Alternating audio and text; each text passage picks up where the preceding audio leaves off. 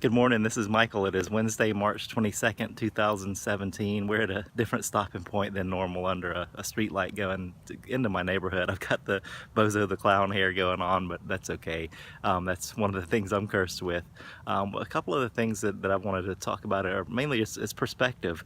We went to a choir concert with Olivia's school last night. She's in the choir as her elective, and she loves doing it. She's gonna try out for the show choir next year, along with trying out for being a cheerleader. So we're excited for her for that. But we went to the choir concert, and it's phenomenal. The choir director is just amazing. He's been doing this for several years, and he teaches these kids so well. The show choir participates in competitions throughout the state, and they do really well.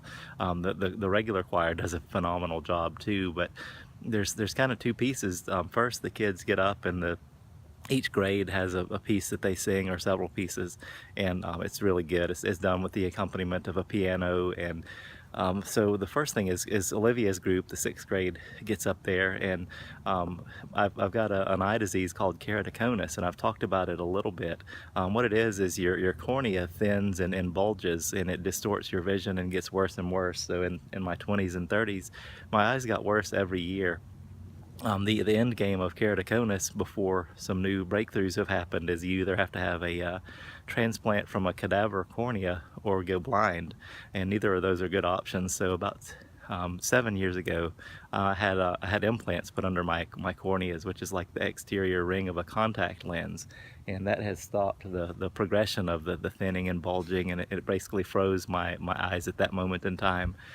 So my vision with glasses is about 20/70, and without is really bad. So Christine a lot of times has to point out things to me, like points out where Olivia is, and I can't make her out. I can see shapes, and I can see, the black of the dresses, but that's about it. So I've learned to deal with it. That's my perspective, and that's the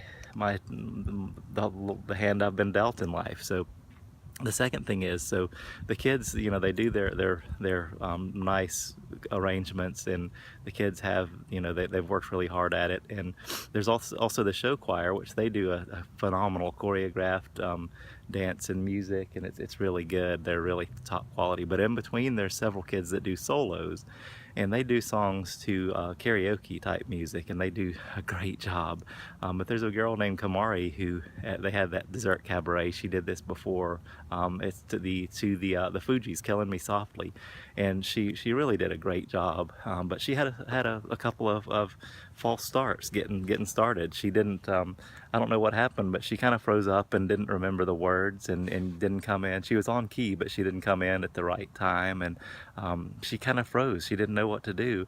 And some of the parents around me and around the church where we were at doing it, they started singing along with her, for her, because we all know the words to Killing Me Softly. Come on. So they started to erupt in song, and you heard all around these parents starting to sing, and it helped Kamari out so much. You could just see her confidence level grow. The electricity in the room just went through the roof, and she just started to dance and move a little bit and get really into it. And she did a great job. She's got a phenomenal voice. But she ended up, and I mean, the room was just on fire. People were standing up, clapping, they were cheering, yelling, screaming for her. She was that good. But those parents had a choice at that moment in time to sit back and observe and be a spectator, or be a participant. And they helped Kamari overcome the obstacle she had, and they helped her get her confidence back. And in a split second, they had that decision to make, to sing and go along with her, or just sit as a bystander and watch. And unfortunately at that time, I didn't choose to sing, and for whatever reason, embarrassment, or maybe I didn't know the exact words or what, I just observed. And I missed out on the fullness of that experience by just observing. But I still was a part of it, but I was just an observer.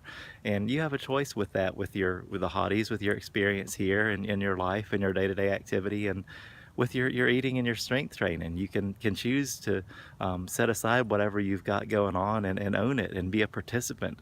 Don't just be a spectator, be a participant in your own journey with your weight loss in your life and your strength training and everything. And you can also do the same with others. You can be a participant or you can be a spectator. So the choice is yours. Do you want to really own the things that are going on around you, and own and control what you've got going on with your weight loss journey, with your life, with your exercise, with everything you have? You can do whatever is you're able to do to the best of your abilities, and really own it, and do it. So I want to encourage you all to be all in today. Get to work and have a great day. Bye.